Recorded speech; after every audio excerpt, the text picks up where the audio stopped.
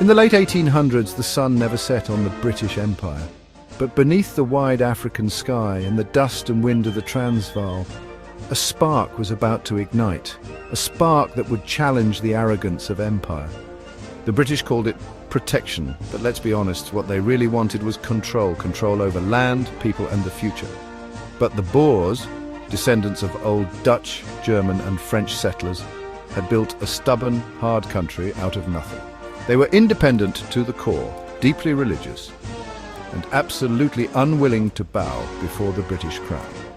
So when the British annexed the Transvaal in 1877, that wasn't just a political move. For the Boers, it was an insult. They tried everything to resist: petitions, protests, meetings, all ignored by London. By 1880, one thing was clear: if the Boers wanted their freedom back, they'd have to take it, and so they did. In December, they raised their flag and declared the South African Republic restored. Now on paper, this was a joke.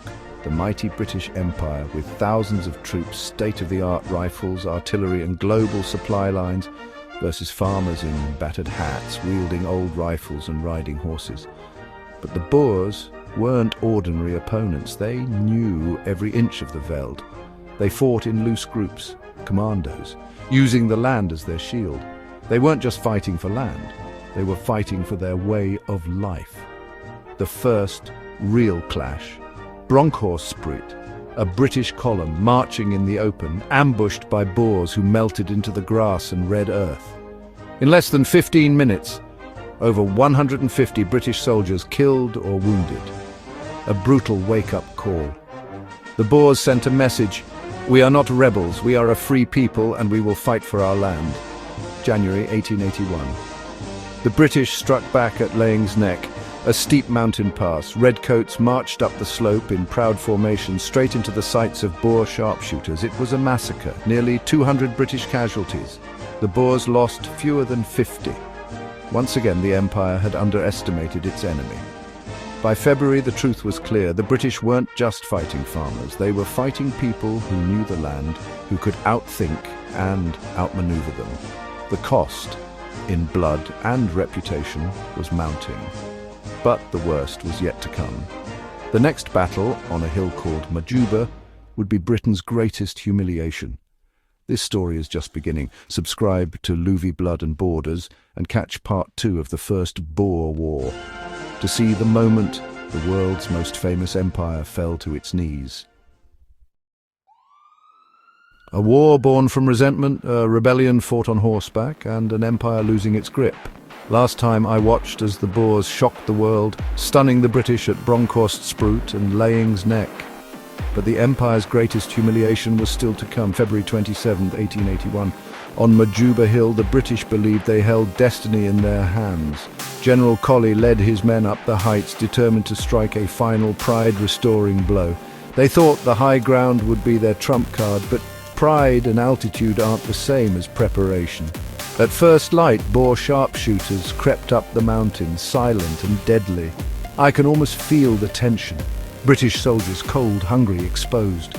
The Boers moved like ghosts between boulders, rifles at the ready.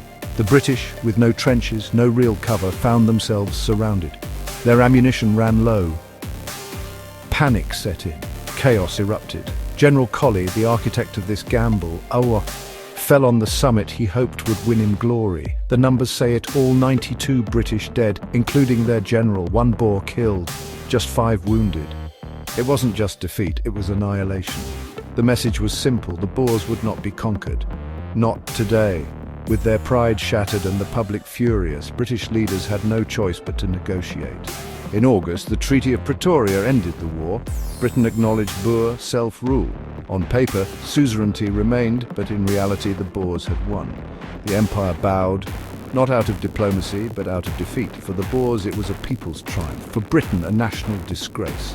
Reforms followed, and so did quiet rage. The Empire would lick its wounds, but it swore it would return. The First Boer War ended not with a bang, but a promise of revenge. When gold was found in Boer land, the British did return. The next war would be even bloodier. Want to see how far the Empire would go for revenge, gold and order? Subscribe now and join me next time for the Second Boer War. Fire gold and genocide. Because in the struggle between empire and independence, the farmers won the first fight. But history had not finished with them yet.